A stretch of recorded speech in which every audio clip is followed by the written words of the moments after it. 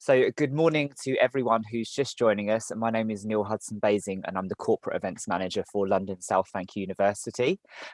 Before I take you through some housekeeping, I just have a short statement that I'd like to read. Everyone speaking at or attending an LSBU event, whether in person or virtually, should be treated with respect, dignity and courtesy. LSBU operates an environment built on equality, inclusion and acceptance.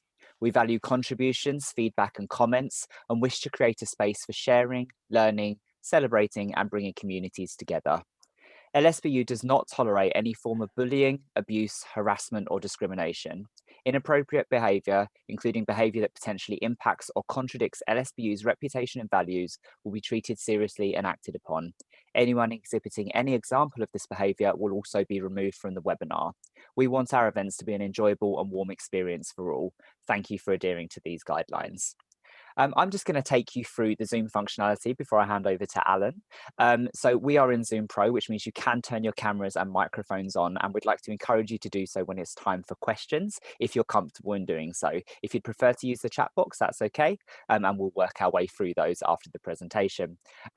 Do use the chat box to share your thoughts and comments during today's session. The chat box is a great way to network and to help us break down that virtual wall that we're all experiencing at the moment. So please do share your thoughts and comments in there. To ask a question, you can also raise your hand if you'd like to queue that up. That's all from me. I'm in the background, so if you have any questions, you can pop me a private message. Just to let you know, this event will be recorded, so if you don't wish to feature in the recording, please keep your camera off. And that will be shared on our YouTube channel afterwards, and we'll circulate that link for you to share with people. Alan, I'd like to hand over to you. Great.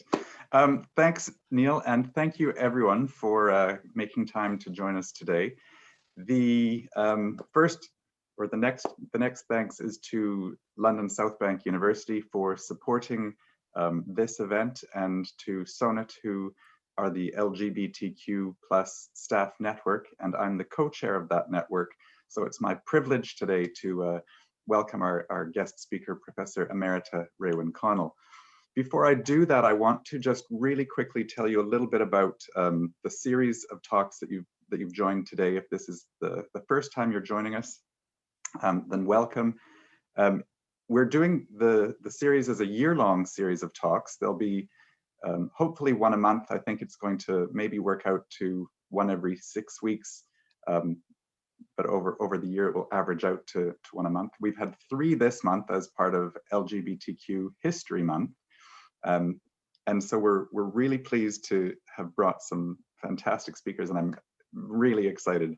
I'm starting to gush a little bit, so really excited about today. But the theme of the series is about highlighting the LGBTQ thought leaders to come and talk to us about the specialisms or the expertise that they have in their fields or in their sectors. So what we're doing is partly working to crack open the echo chamber that very often we create when we have dialogue around identity politics or with identity politics. We don't give people the chance to, and ourselves the chance to be experts in I want to say ordinary conversations, and to lead in the fields that we are leading in. So that's really the theme of this year's talks, and it's been great to hear from colleagues across the university saying, who? You got Raewyn Connell, the Raewyn Connell.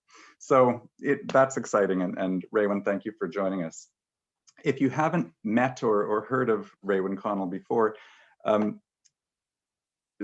little bit of bio that we gave you in the précis is she's a highly cited researcher, and I think that's an understatement for those of us at LSBU.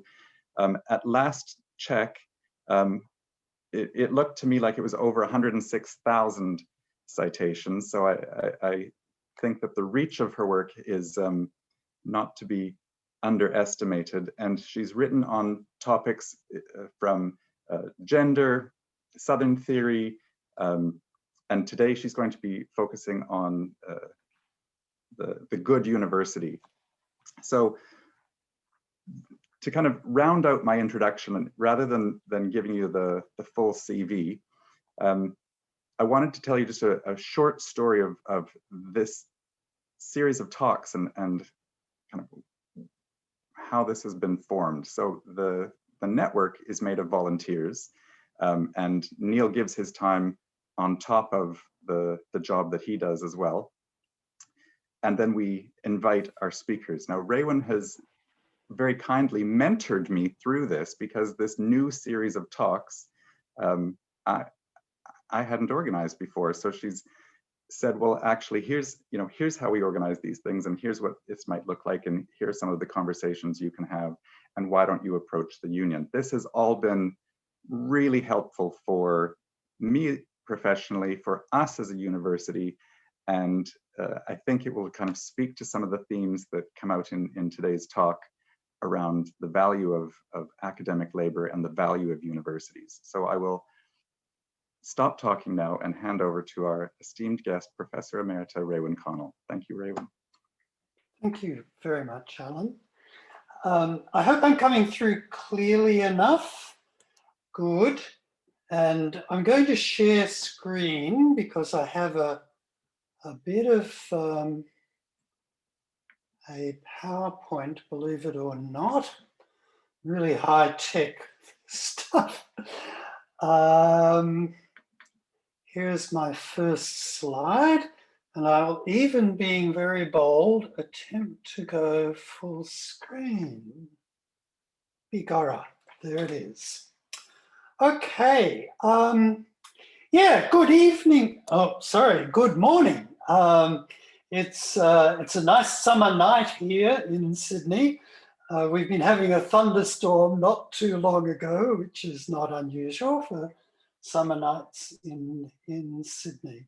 Greetings, therefore, from Australia, from the far side of the world, through the magic of electronic technology. And thank you to the London South Bank University team for this invitation. I'm very pleased to be with you, and I hope you'll find it really worthwhile. I've been working in universities now for an incredible amount of time. My first teaching was done when I was a graduate student back in the 1960s. You can do the maths and work out how long I've been at this game. Most of my career, if you can call it that, has actually been spent in new universities, both in Australia and overseas. And here's one of them, Macquarie University in Sydney, where I worked for 17 years. I really value new universities. I think they're tremendously important. They're places where there is a capacity for innovation, for different patterns of relationship between academics and students, and between academics and non-academic staff too. I've had tremendous times working in new universities, some sticky ones too, but I'm very glad to have this chance of talking with you too. I've worked in the social sciences, that's been my trade. I began doing research on class issues, on child development, then on questions of gender, sexuality in the AIDS crisis. I've worked on educational issues pretty much from go to woe of my career. And increasingly, I've been interested in problems about intellectuals and have done a number of projects on intellectuals and intellectual workforces, which led eventually to thinking about two issues in more depth. One was about the global patterns in intellectual life, what I came to think of as a global economy of knowledge with its inequalities, its history, its complexities and its capacities, and about the institutions that intellectual workers have inhabited, especially about universities. And it's trying to put those things together, work on education, work on intellectual workforces, and the global economy of knowledge, together with the political problems I was facing as a worker in universities, that led me to write the book, The Good University. And what I'll be saying today is largely derived from the argument in that book. That's where you find the references if you want to pursue anything, and a good deal more detail, of course. It's available at ridiculously low price, even in Britain. And I remind you that it's only 302 days to Christmas, and this would be a very acceptable Christmas present for almost anybody. Okay, on to business, as if that wasn't business. Let me start with where we are now in 2021, where universities around the world have had one of the biggest shocks of their lives in the form of the COVID-19 pandemic. And we're all familiar in different ways with what's happened as a result of this. First of all, closures of courses, then massive shift into online teaching, problems with enrollment, sometimes sharp collapses of enrollments, sometimes not, layoffs of staff, shifts to casualisation of staff. And as we got further into the epidemic, the pattern of inequalities that the epidemic revealed and exaggerated, exacerbated, also became a matter of concern. For instance, women in the academic world, compared with men, suffered a fall in their research output. I wonder why. It's not hard to tell why. It's to do with domestic division of labour, with the failure of a generation of reform to equalise men's and women's contribution to domestic labour, so that the demands of running a household in lockdown or under pressure, and an academic teaching career which was undergoing transformation, and a research career became practically impossible for more women than for men. So this last year or so of the epidemic has been a time of turmoil everywhere in the university world, and it's a really striking contrast to what seemed to be the case just the year before. Going back to 2019, the year that The Good University was published, you looked around the world university industry, the higher education industry worldwide, and it seemed to be in the middle of a fantastic boom. It was doing extremely well. Worldwide, there were over 200 million higher education students in the world. The researchers of the university world were churning out something like 2.5 million refereed research papers every year. The vice chancellors, university presidents and rectors of the world were doing fantastically well on salaries of up towards $1 million. The most affluent university president in the world was taking home, I won't say earning, but taking home $5 million in the year. It's now normal for vice chancellors in Australia to take home at least $1 million a year. The whole place seemed to be dripping with money. And for those university systems which depended a lot on fee-paying overseas students, which includes the British system and the Australian system, both of us, of course, are Anglophone university systems, though we don't particularly like to think of that as our market advantage. It is. But in those countries, as late as 2019, universities seem to be a magnificent export earning industry, very, very prosperous. But already by then, there were signs of much deeper trouble in university systems. For instance, there was trouble around who was able to get into universities, fee-paying or free. And universities have always been class selective and selective on racial grounds, especially where race and class are closely linked. Places such as South Africa, where the rate of access to universities, that is the proportion of the cohort that went on from high school to university, was 55% for white students and 16% for black students. And that kind of gulf in access to university is found all around the world, one way or another.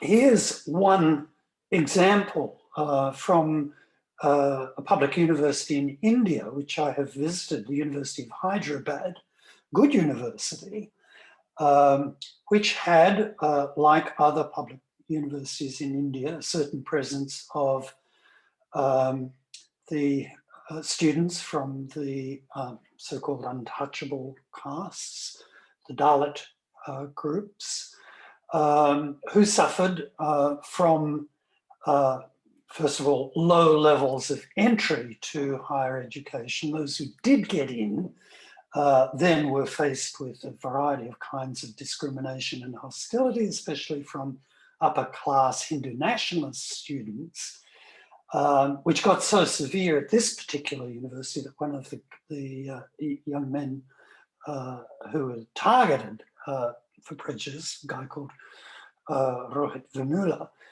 suicided. And this is a demonstration in the upheaval that followed that suicide, and public demonstrations, which spread to other parts of India, claiming redress for that particular student and for the group that he came from.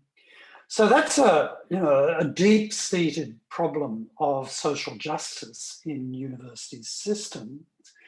Of course, questions about what was happening to the university workforce, where academic labour in many parts of the world is now massively casualised, instead of teaching mostly being done by secure, well-paid, career advancing academics.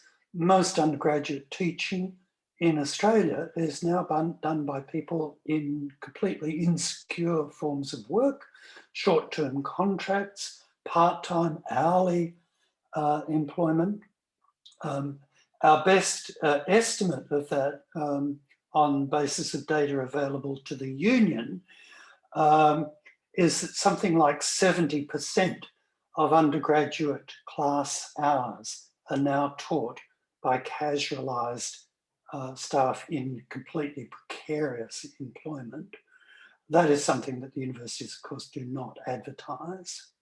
And then as university systems have shifted to a fee-paying economics rather than being public institutions substantially or wholly paid for through the taxation revenue, the scale of student debt has grown and grown to the point where in the United States alone, student debt has now mounted to something like $1.7 trillion, not billion, trillion, $1,000 billion. And heaven knows where that is going in the future, but it means that very large numbers of graduates enter their professional lives burdened by very heavy levels of debt. Okay, well, those are things that we're all familiar with locally, but there are also large-scale global inequalities between universities in different parts of the world, all the way from this place, Harvard University, which always comes at the top of the league tables, I wonder why. Well, perhaps there's some explanation there in the fact that Harvard University has a kitty, a financial kitty to play with of around $42 billion. That's the endowment that this one middle-sized university has to finance its activities with. And if you compare that, say, with a public university in middle-ranking country like South Africa or India, which I've been talking about, or a significantly poorer country like Venezuela, the resources per student or per researcher are almost not on the same scale at all. And that's one of the reasons why the league tables, which purport to present relative performance of institutions which are presumed to be the same kind of institution competing with each other, are basically ridiculous and offensive. Well, those inequalities are the product of a very long history, 500 years of history of imperialism, colonialism, differential economic development in post-colonial times, global divisions of labor, and so on. It's a complicated story, but the consequences are massive patterns of inequality in the university system worldwide, which were visible, which were there and having their effects even before the current crisis of the epidemic.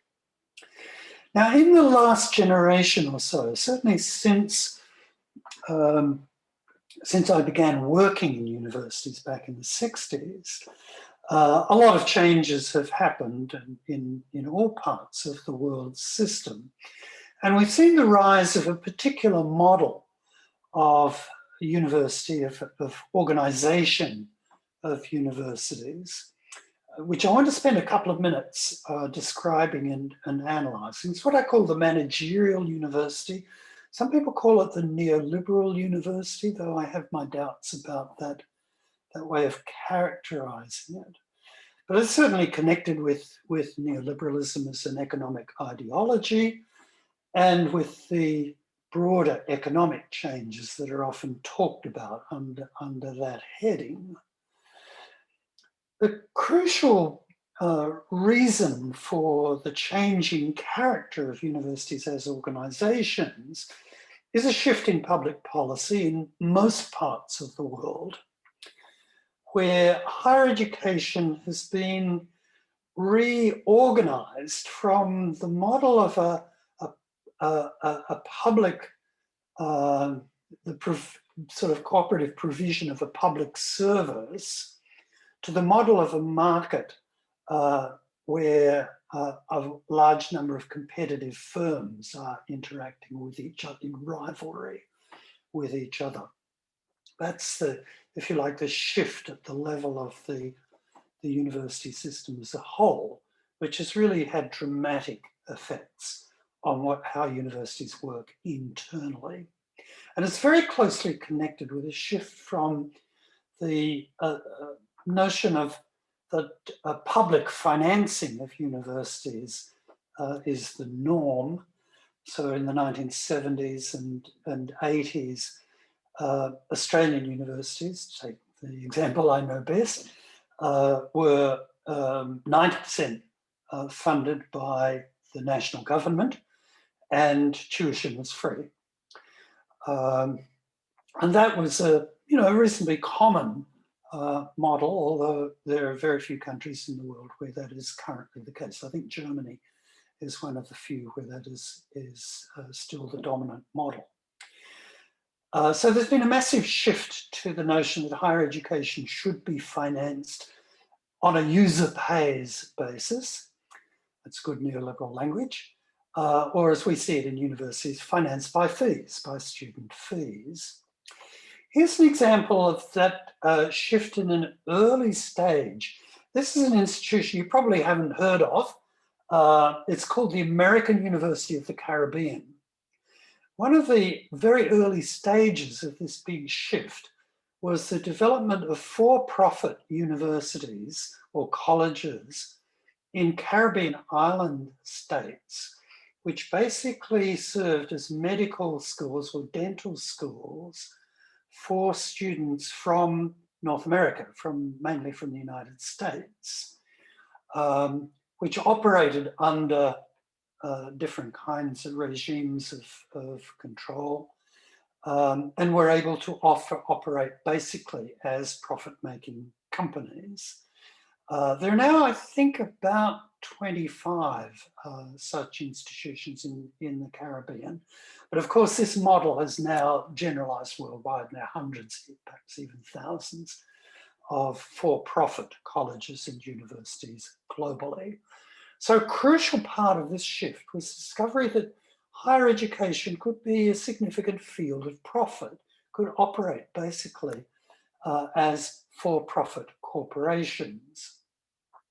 And that meant they would operate as corporations controlled in the normal corporate manner by managers, by corporate style managers who are working for the shareholders, for the owners of the institution. And that model of organization in universities then generalized to the public sector too, where there were no shareholders and where the institution was not running notionally for profit, although some analyses would argue that they were implicitly running for profit, for instance, of the management group itself.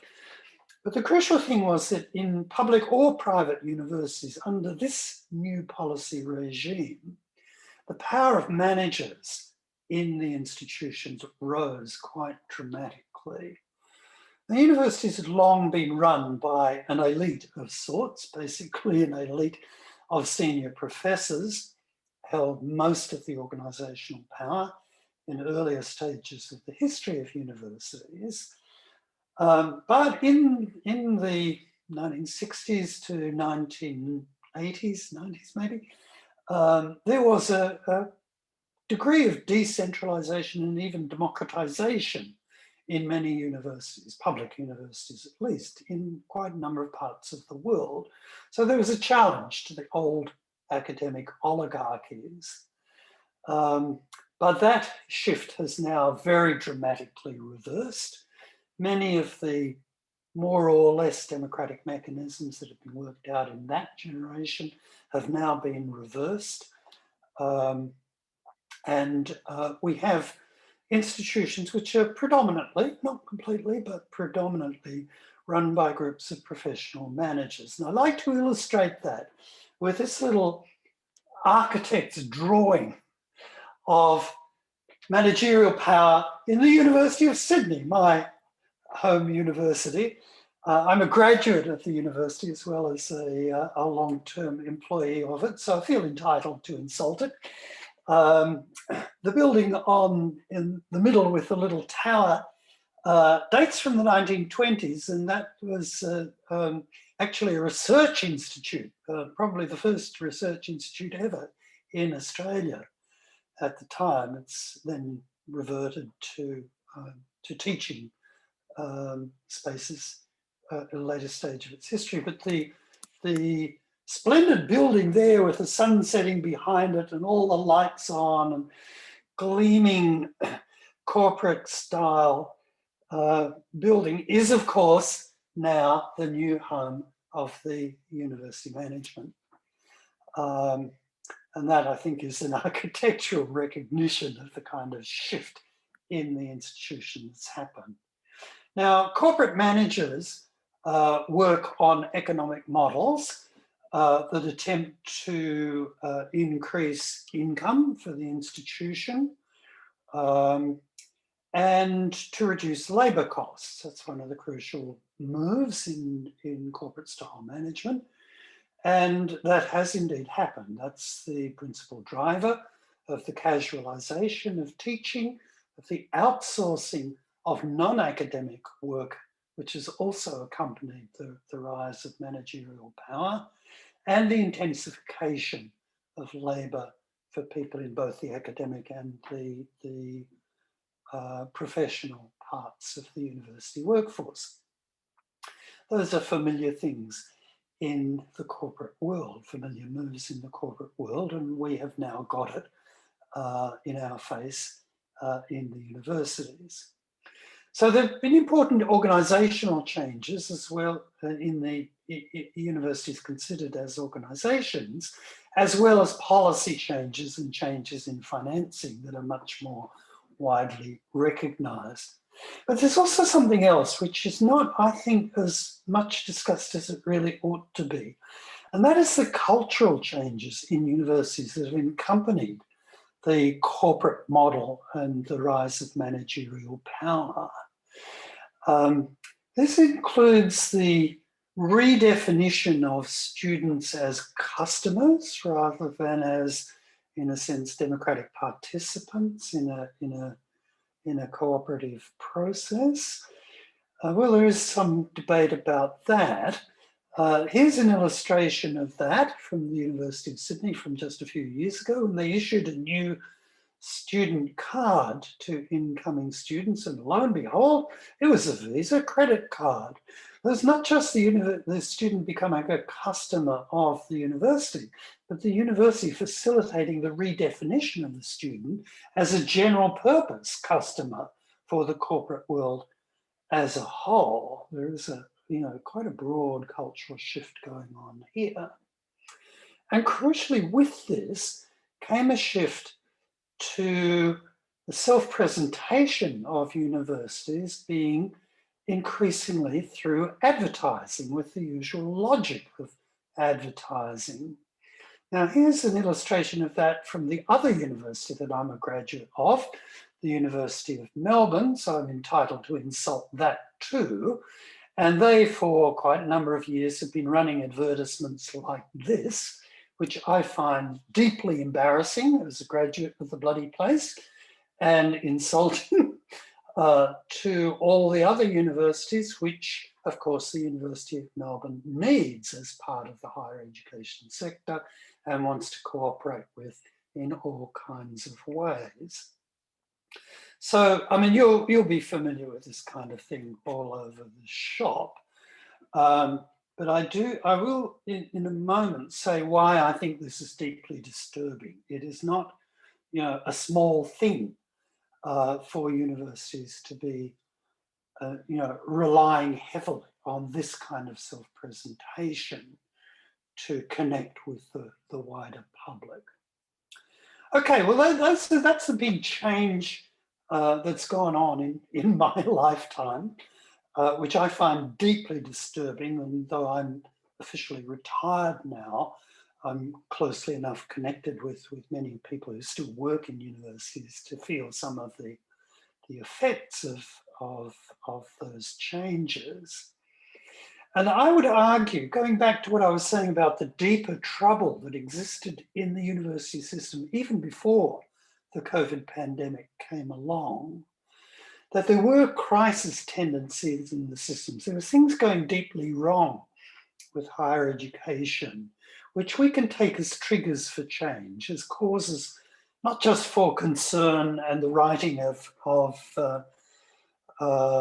deeply concerned articles, but for actual practical responses.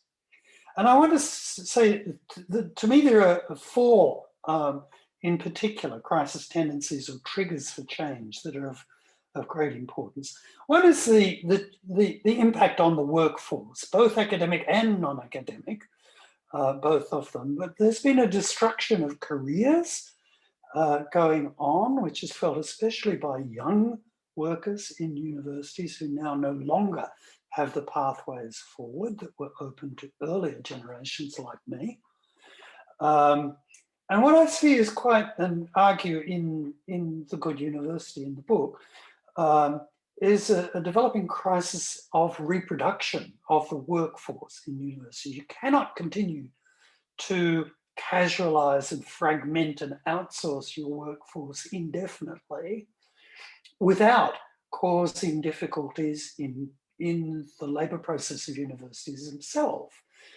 in the capacity of the workforce to cooperate, to know what's going on, to work efficiently, to connect, to make the daily labour of the university work effectively.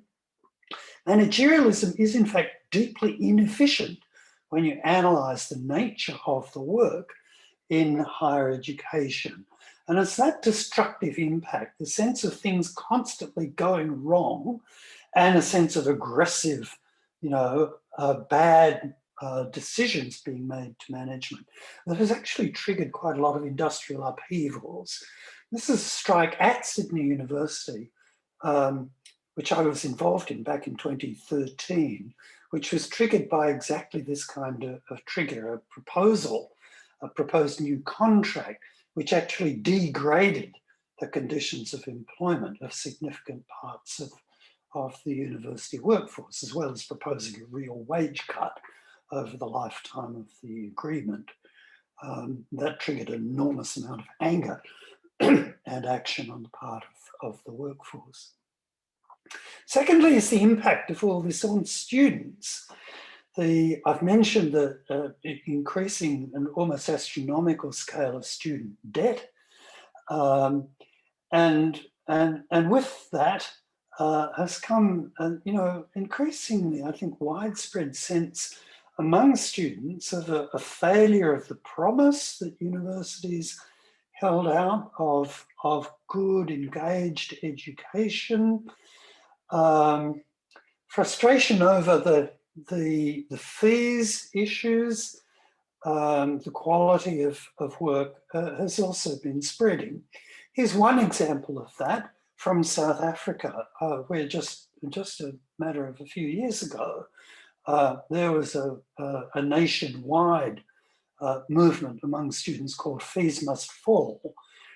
This is that movement demonstrating outside the Parliament House in Cape Town and being tear-gassed by the police force, which disrupted the movement and the response to it, disrupted campuses across the country. And those issues are very far from being thoroughly resolved anywhere. Thirdly, there's what I can only see as an institutional corruption of universities, where managers become so concerned about competitive rankings, about maximising income and the like, that the imperatives of the organisation begin to shift away from the proper business of universities, and the corporatisation and the adoption of corporate organisational and financial models, which is now deeply embedded even in public universities, actually creates an environment where individual corruption is more likely. And we've all heard stories in the background of this. Universities generally don't report corruption to the police, even when they have evidence of it, but tend to do a deal to settle the issue quite quietly. But there is, I think, a growing problem of that kind in corporate university systems. And finally, there's the cultural crisis that I mentioned before in the case of advertising, but which is, of course, wider and also concerns the university curriculum. What is the proper business of teaching in universities? Is philosophy useless now? Should that be out of the university curriculum, as many governments seem to think? Are we basically only in the business of training people in a short-term basis for particular jobs? What is our concern with truth? Every researcher knows how difficult it is to establish truth, but that is our business as researchers, and it used to be thought that that was the principal business of teaching in higher education too. But then when universities put more and more effort and resources into presentation of themselves through advertising, Well, we don't rely on advertising for truth. We rely on that for impression management. That's what it's for. And impression management goes ahead more or less regardless of truth. Here's a picture that illustrates this point. This is advertising from the University of Sydney and shows a scene in the central courtyard of the old building of the original building of the university, built in the mid-19th century, imitating Oxbridge, of course, as colonial universities were wont to do. It's a pretty picture, it's a pretty courtyard, I like it. And here we see an image of a little tutorial sitting down in this fine space, backed by this gorgeous jacaranda tree in full flower. This picture, which is part of the university's advertising to incoming students, actually tells three outright lies. First of all, no tutorials ever happen on that lawn. It's not allowed. Secondly, that's a lie about space, right? Secondly, there's a lie about time. Jacaranda trees in Sydney bloom mainly in November. November in the Southern academic calendar is the time of exams. You don't hold tutorials during exam time. So, two lies. The third lie is about numbers. The size of a tutorial group is conveying to people that we have tutorials around about 5 people in the University of Sydney. Wonderful pedagogy, isn't it? Well, the real thing with first-year classes in the University of Sydney, it's more likely to be tutorial groups of 35 rather than 5, if you have tutorials at all. Okay, enough said. But when universities descend to that kind of misrepresentation of reality, and that's what advertising all over the shop is doing, and something has gone really wrong with the culture of the institutions and the way we're trying to connect with the world outside universities. Okay, those are to my mind, strong reasons for being concerned with what's happened to university systems, and the need argues to me very strongly the need for something different. So, if those are things that have gone wrong, what could go right? And in particular, what resources have we got? Resources of hope, to quote an Australian colleague who's written very well about universities. What are our resources of hope for change to something different? And I want to suggest there are a number. One is the nature of university work itself. I spend a bit of time in the book trying to analyse the labour process in university work. And I argue that university work, the teaching process, the research process, and the process of running the organisation on a daily basis in order to produce research and teaching, that labour process is inherently democratic. It's not, caused by management. It's something that happens from below. It's inherently cooperative. It's which is implied even in the imperative to publish. You don't publish basically in order to increase the count of your publications. You publish in order to convey knowledge to other people in a cooperative, collective process of developing knowledge in your particular discipline. That's how the research-based knowledge formation works, through cooperation fundamentally.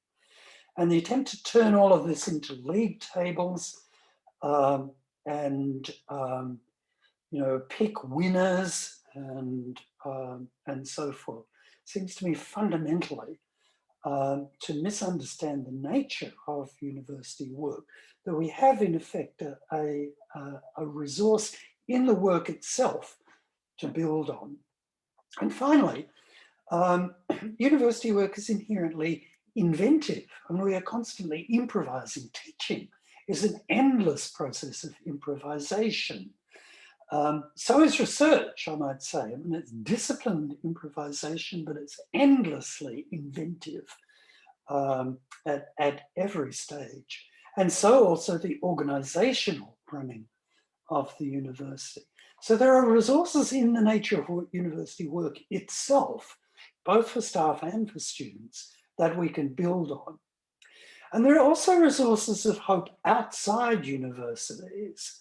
There is still a deep well of support for higher education. The universities would hardly exist now without it if they were purely profit-making institutions. There is still a well of support.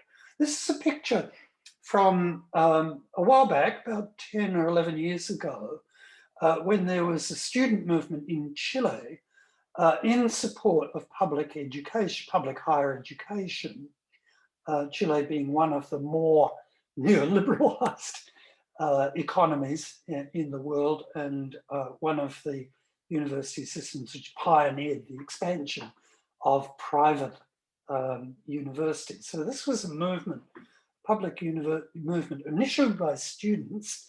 They called a rally in Santiago, the capital, and nearly 1 million people turned out in support of public higher education.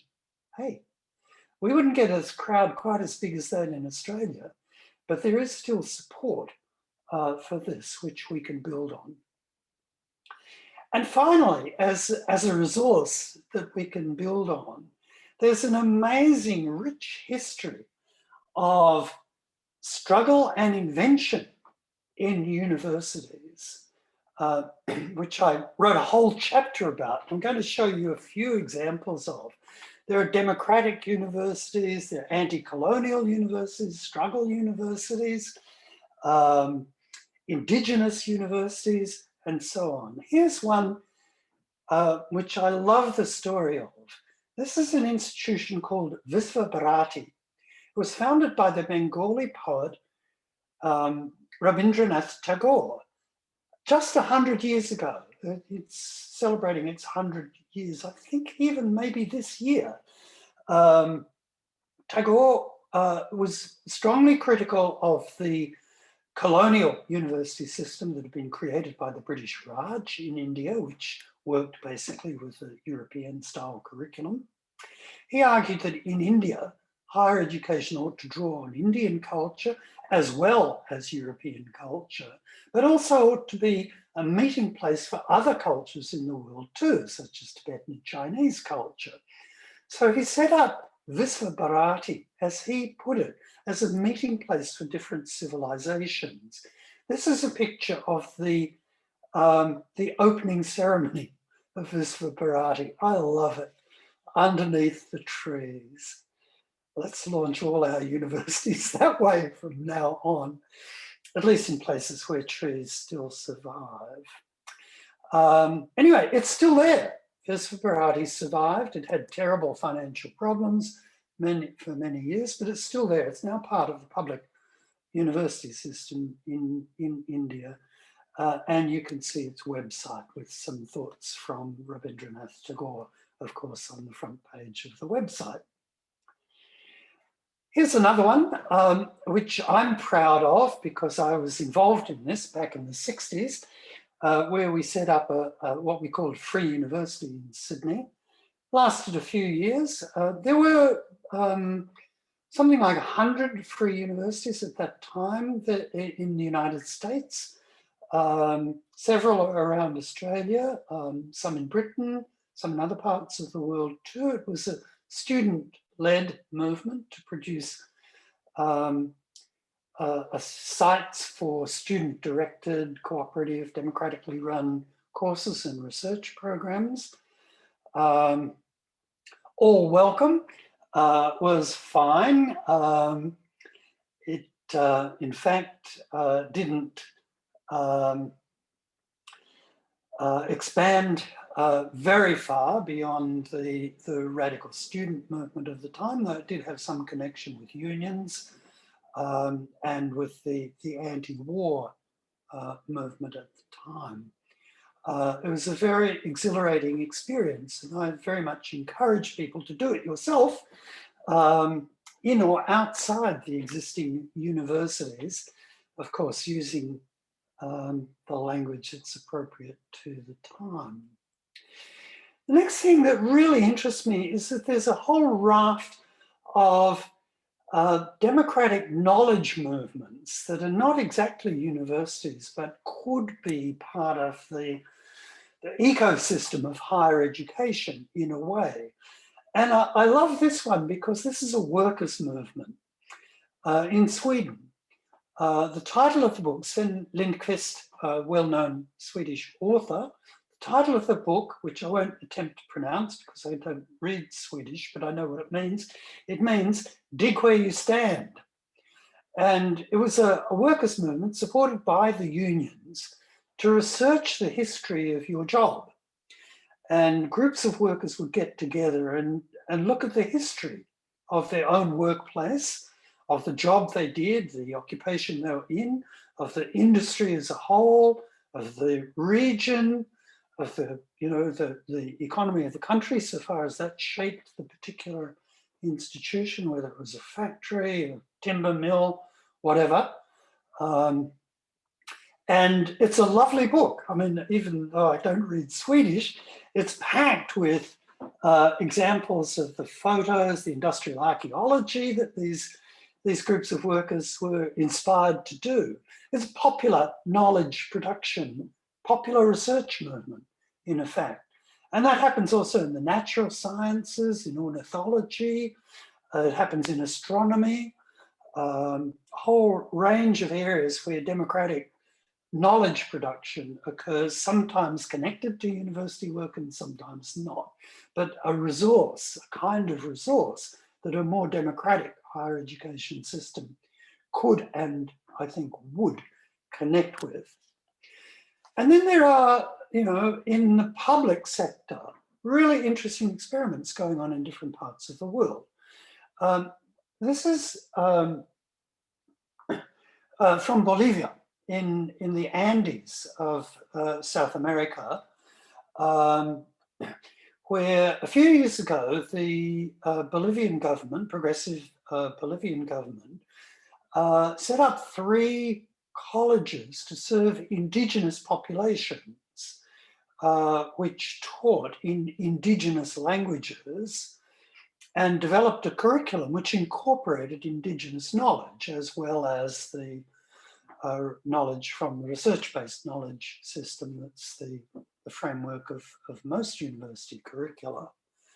And those have been running now, those institutions which Unibol Quechua is the name of one of the 3, which deals with the indigenous community who speak that language, Quechua, one of the main indigenous languages in the Andes.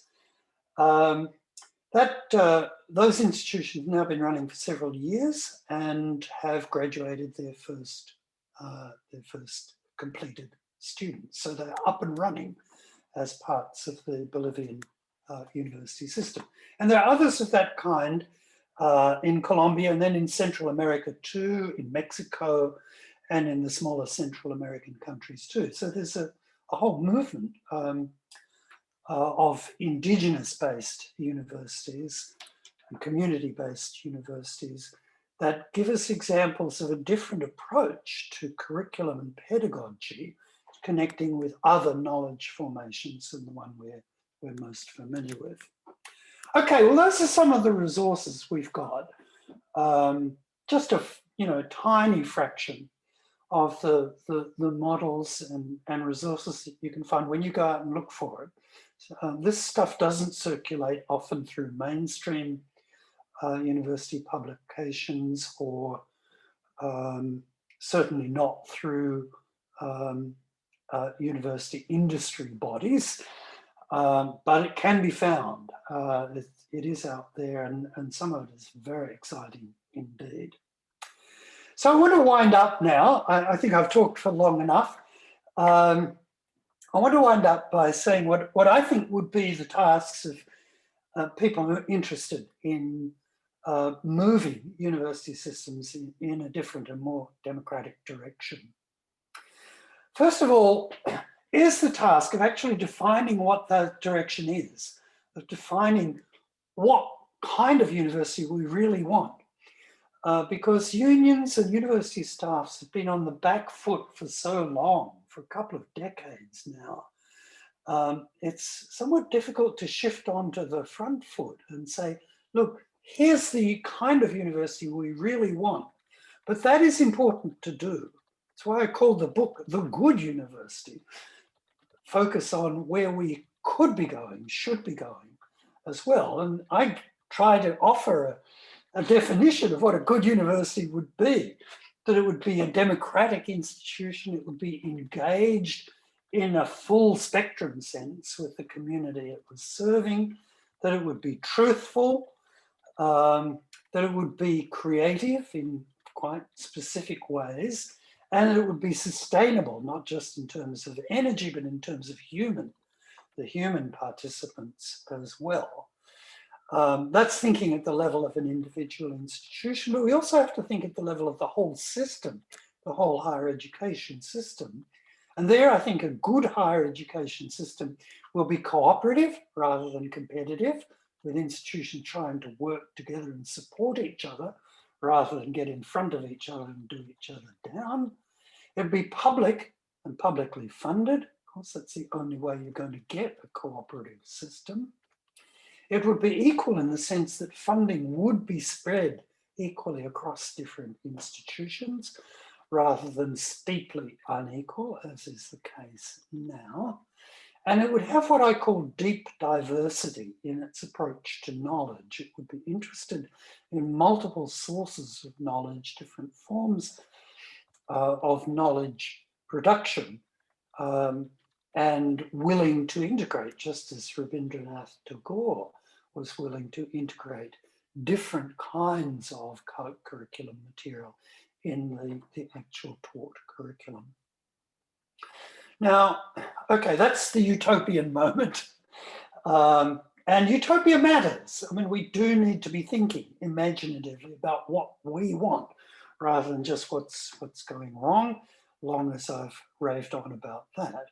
But we also need to be practical, and shifting in that direction is not easy in the contemporary world, but it is possible. What it requires above all is organizing at the base of the institutions. We need higher levels of union density. That's really quite important. That's why I begin every lecture I give by showing my membership of my union and encouraging other people to sign up if you haven't already.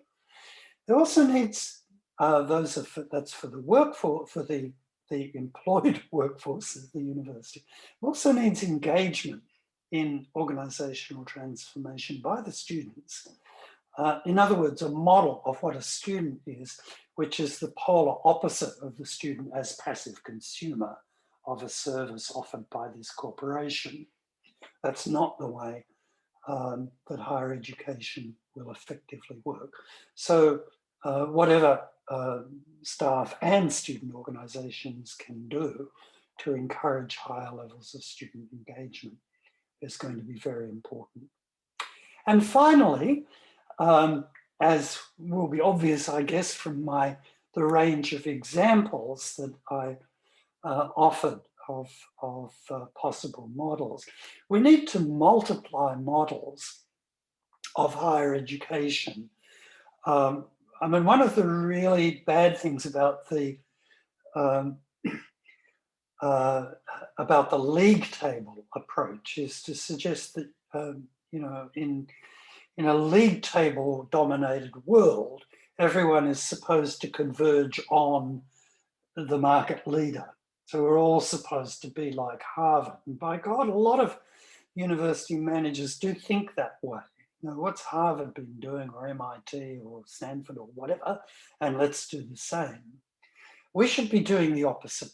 We should be diversifying our approaches. We should want a higher education system that is a complex ecology of differently organized institutions that can cooperate and produce something much bigger and better than any of them can do individually.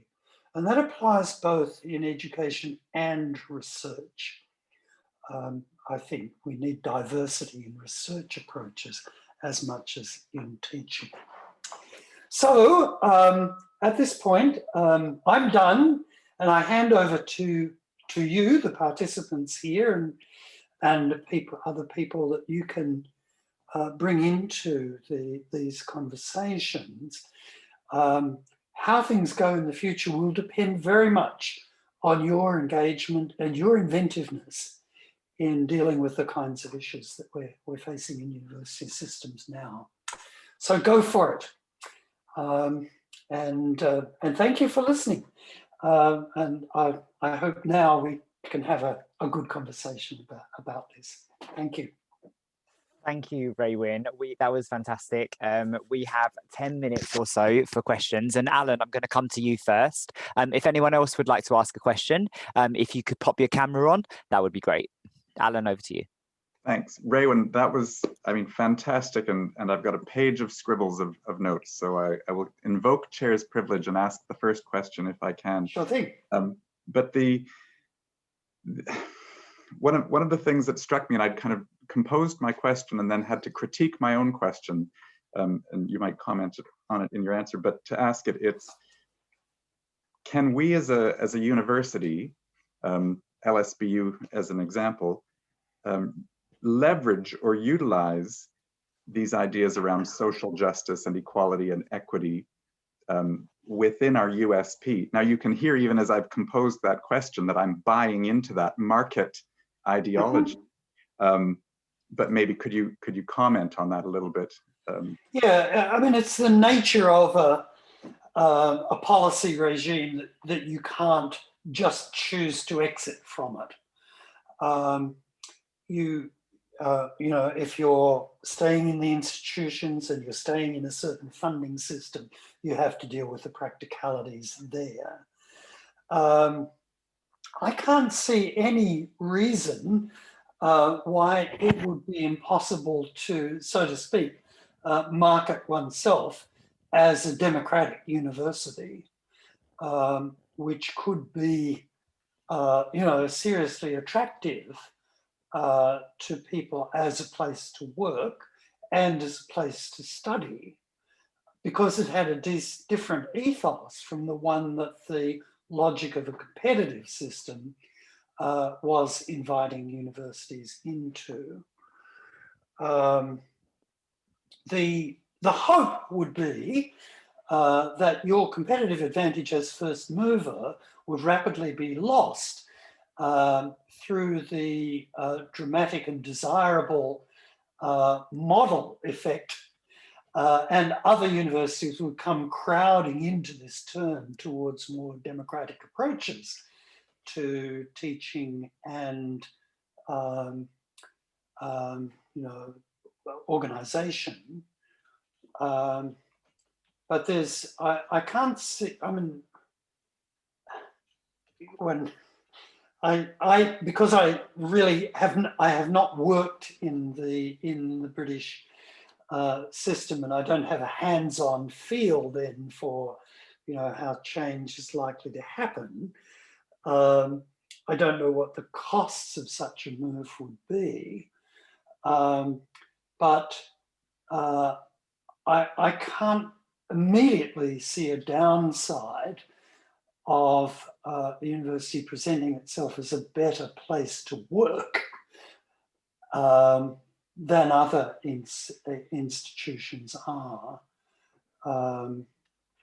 It's not a form of advertising that universities currently go in for, though the word gets around, of course, if you have a particularly toxic management, that this is a bad place to work. But making that a collective goal of an institution, that this is a place, you know, which values its workforce and tries to make for a sustainable working environment and employment practices, I can't see that that would be a bad thing for the institution. That kind of resonates with me. I think that the idea of costs and assets, I think, can there are further conversations we can have. But Neil, can I pass over to you, or do we want to speak to Sure. Shaminda? Yeah, sure. We'll go to Adrian first, and then we'll go to Shaminda, if that's okay. Adrian, over to you. Hi, thank you, Raewyn. That was a marvellous talk. Thanks very much. Can I'd just like to go in a way a little bit away from the neoliberal university or the topic of your talk, to address you had a picture. The first picture of the strike was an Australian strike. Yes. That you were involved in. And I was struck by that in the context of some of your other work, about how that strike, whatever the subjective identities of the people involved in it, and you had a range of people carrying the banner, mainly white, it has to be said in that context, but it doesn't have to have always to have been predominantly white.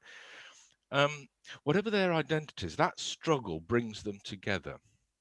And I just wondered what your approach to things like intersectionality and from my perspective, the centrality of class is to everything, what your approach to that is. And I've just got one tiny little supplementary question, which is to do with the Australian universities. A very old friend of mine, Rick Kuhn, has been suspended from his emeritus position. I think he was a visiting fellow at the Australian National University in Canberra at the age of about 78 or something. They've decided to revoke his visiting status.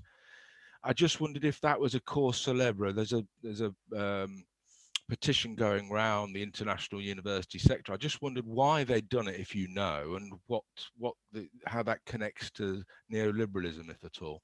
Thanks. Yeah, I'm sorry, I don't know that case, so I can't fill you in on what's been happening there, but I'll see what I can find out.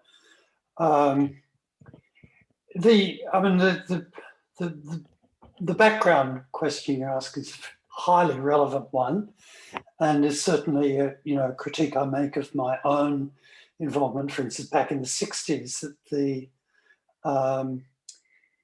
when I was involved in the student movement then, the universities in Australia were basically upper class institutions, and a place like the University of Sydney in spades, it was very distinctly connected with the ruling class of the state of New South Wales. As it's grown bigger, that connection has weakened, but it's still detectable in the place. The university system in Australia as a whole is mainly white. That is shifting a little bit it's shifting significantly, I think, in the student population, where larger proportions of recent immigrant groups have become significant. The presence of Aboriginal people in the university system is still scandalously low, and that relates to generations of effective neglect by national government. Look, the universities are class institutions, have been in the past, and that still hangs around. I quoted the example of South Africa, where the class and race are so tightly interconnected, but that is by no means exceptional. And in the book, actually, I quote a string of examples of class effects in selecting for university access in different parts of the world. So, as part of the history of the institutions, at the same time, there has been a democratization of access, an expansion of access to different social groups in recent history, which has not yet had the kind of impact on university curricula or pedagogies that it should have. So there's work to be done there. There's all kinds of things to be done, I think, in reconnecting higher education to school systems, which are more democratic than higher education systems, and connecting effectively to technical, what we call in Australia, TAFE, technical and further education institutions, which have a stronger working class connection than the academic high schools or the higher education system. So that whole terrain of issues is tremendously important, and there's a whole range of strategies that we can move on there in curricular institutional work and in rethinking higher education pedagogy. One of the chapters of the book actually is called Privilege Machines, where I talk about the way that universities have functioned internally and externally as social filters. And I think that is one of the things that a democratic movement has to face head on. So I very much agree. Thank you for raising that. Thank you, Raewyn. Thank you, Adrian. We've got time for one more question. Shaminda, I'll come over to you. Thank you. Thank you, Raewyn, for a really inspirational talk. And thank you, Alan, for organising this. It's great to meet you. And in your talk, you said that publishing is there to develop knowledge and research is inventive. And I agree completely with that. And I'm deeply concerned at the moment about the attacks on critical race theory, for example, when the evidence suggests that racism is rife in UK universities. It's not really a question I've got for you, but just a thought for you to comment on with reference to the Australian context, because you just recently said that, you know, there are minority groups who aren't included in the university sector. Yeah, that's also, you know, genuinely worrying issue. It's analogous. I mean, it strikes me that the attacks on critical race theory are an example of what has become an important strategy of the far right in politics, including the right wing of major conservative parties in our country, what's called the coalition between the urban capital, party of urban capital, which calls itself the Liberal Party here, and the party of rural capital, which calls itself the National Party here. And they got up a very similar kind of attack on an anti-bullying program in schools, which was called the Safe Schools program, and which had some stuff about homophobia, and attempted to develop pedagogy which would reduce the level of homophobic violence and bullying in schools, an anti-bullying program. And the right wing of the coalition picked that up as something to attack and began attacking the schools that used that, the academics who were involved in developing that curricula, and so forth, in effect demonizing the people who are attempting to introduce progressive content into education. And that, of course, connects to a wider political movement, which we now see in Poland and Hungary, which are trying to roll back women's abortion rights, trying to roll back recognition of gender transition, the anti-gender movement, as it's sometimes called, seems to me part of the same style of right-wing politics, of picking up in effect, an attempt to produce a more humane and inclusive curriculum and pedagogy in the education system, demonize it as you know, communist or threat to children or whatever it may be, and use the power of right-wing media and major political parties to make life hard for academics and school teachers who are involved in that kind of work. So it's not a spontaneous thing. It is actually a very specific tactic of right-wing politics, I think. And what can be done about it?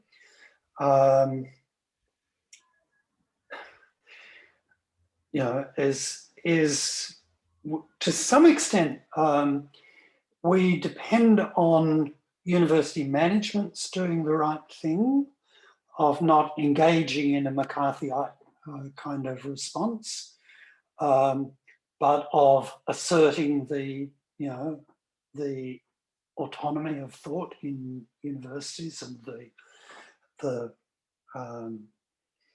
value of this kind of work. To some extent, we depend on our own cultural capacity, I think, to tell the truth, to take the issue back to these right-wing groups, to call them out, in effect, for what they are doing, rather than to roll over and simply accept debate on their terms. You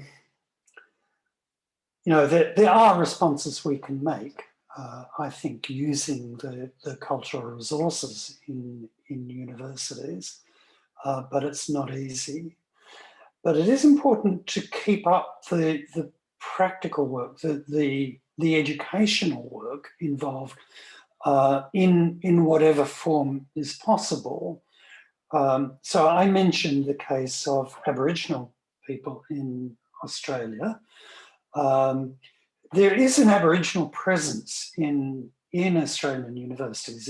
It's much less than it should be, and it has not yet succeeded in doing much to change the mainstream curriculum in Australian universities, but it is there. There are Aboriginal Indigenous Studies programs. There are centres, both for Indigenous students and for the development of Indigenous studies for non-Indigenous students. And there is a certain public presence of Aboriginal academics who can speak on issues about race and coloniality in public forums.